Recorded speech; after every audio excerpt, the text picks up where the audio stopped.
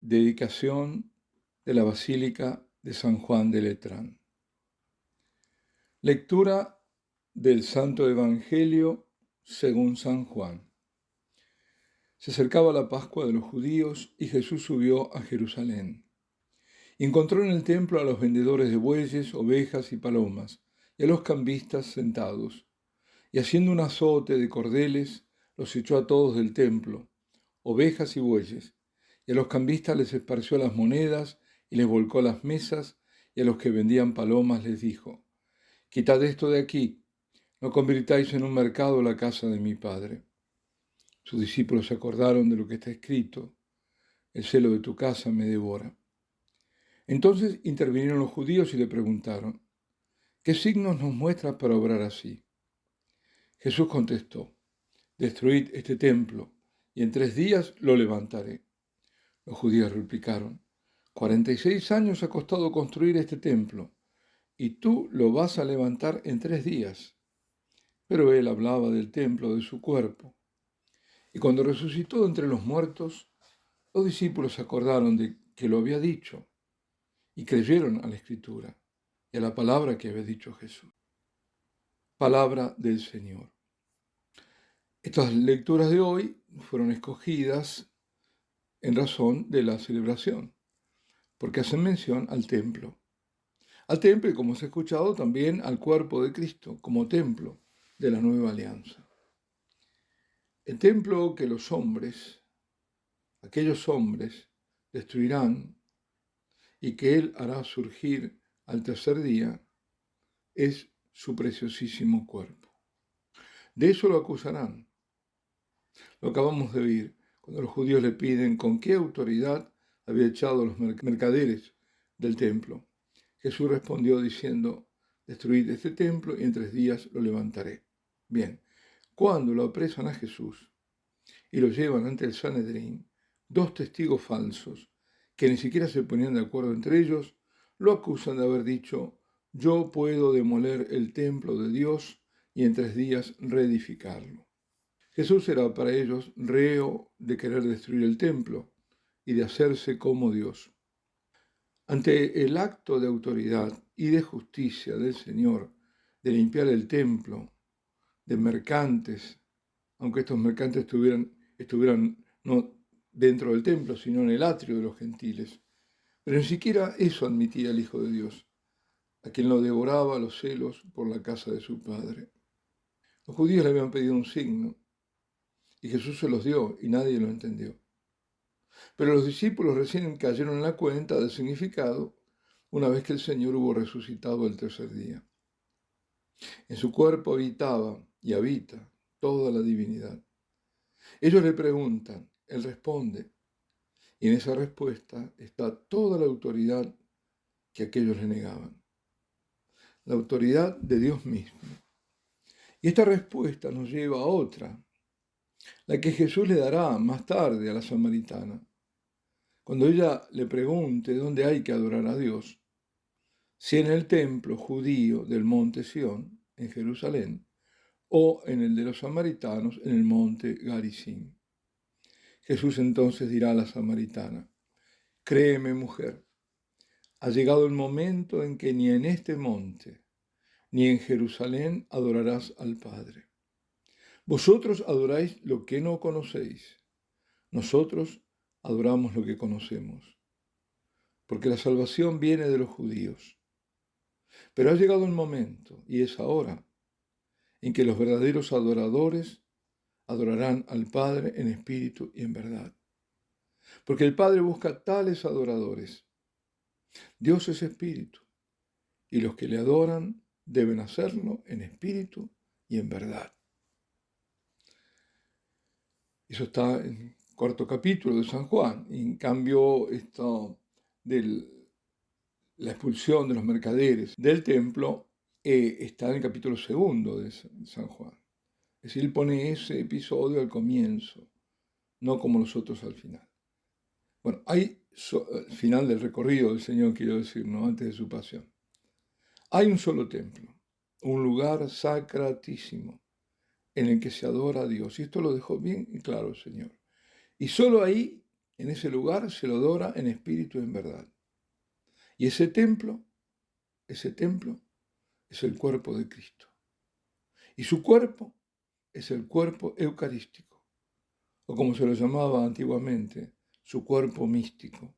Ahora pasó a ser, la iglesia se llama cuerpo místico, pero antes se llamaba así, la Eucaristía, el cuerpo místico.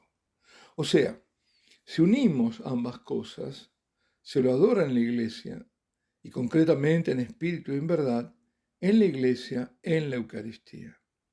Solo así se adora en espíritu y en verdad, porque solo en la Eucaristía está verdaderamente presente de un modo único. Es más que está, como en el cielo, aquí en la tierra. Por eso, donde está la Eucaristía, está la iglesia. Y sin Eucaristía no hay iglesia. Es decir, desde el comienzo, la iglesia que ha sido, donde se reunían los fieles a escuchar la palabra y a partir el pan, que es el nombre que se daba al comienzo a la Eucaristía. Pues bien, hoy toda la iglesia celebra la dedicación de la Basílica de San Juan de Letrán, una de las 4 basílicas mayores, no hay más. A veces se dice, bueno, tal basílica menor. No, pero mayores hay solo 4, son las de Roma. Son la Basílica de San Pedro, la Basílica de San Juan de Letrán, la Basílica Santa María Mayor y la Basílica San Pablo Extramuros. La Basílica de San Juan de Letrán es muy peculiar. Cada uno tiene su peculiaridad, pero esta es la Catedral de Roma. Es nada menos que la sede del obispo de Roma. O sea, no es San Pedro, sino San Juan de Letrán. Allí tiene el Papa como obispo de Roma su cátedra.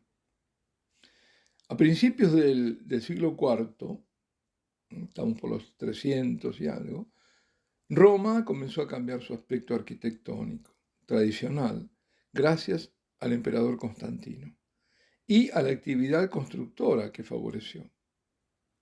Y construyó la Basílica de San Juan de Letrán con un baptisterio y un palacio, que se convirtió ese palacio, el Laterano de Letrán, en la residencia de los obispos de Roma. Eso fue el comienzo. La Catedral de Roma, San Juan de Letrán, es la madre de todas las iglesias, urbi et orbe, de la ciudad urbi y del mundo orbe. Es el símbolo de la fe de los cristianos de los primeros siglos, que sentían la necesidad de reunirse en un lugar común y consagrado para celebrar la palabra de Dios y los sagrados misterios. Y la fiesta de hoy, como bien señala la liturgia, es la fiesta de todas las iglesias del mundo.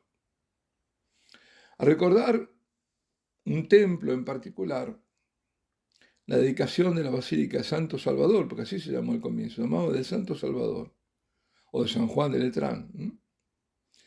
Cuando recordamos a esta catedral y esta basílica en particular, también hacemos memoria cómo fue el inicio del cristianismo.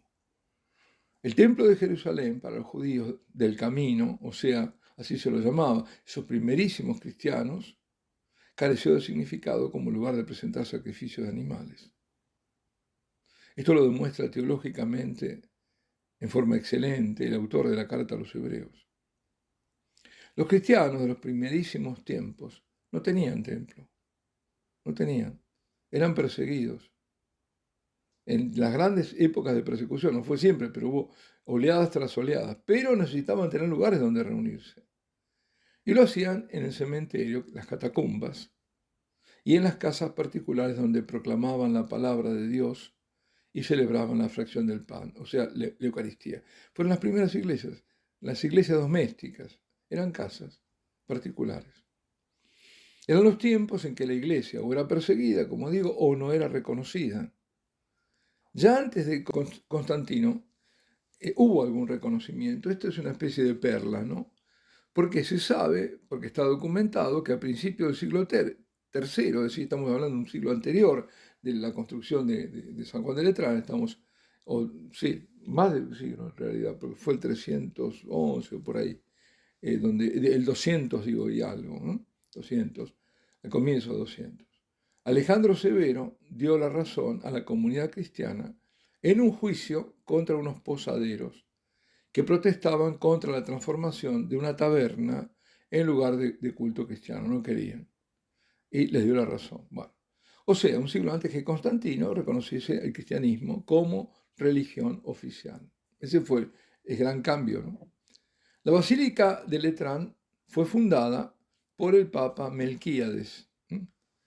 Melquíades, el pontificado suyo fue breve, del 311 al 314, en la propiedad donada para este fin por Constantino junto al Palacio de Letrán, hasta entonces residencia imperial y luego papal.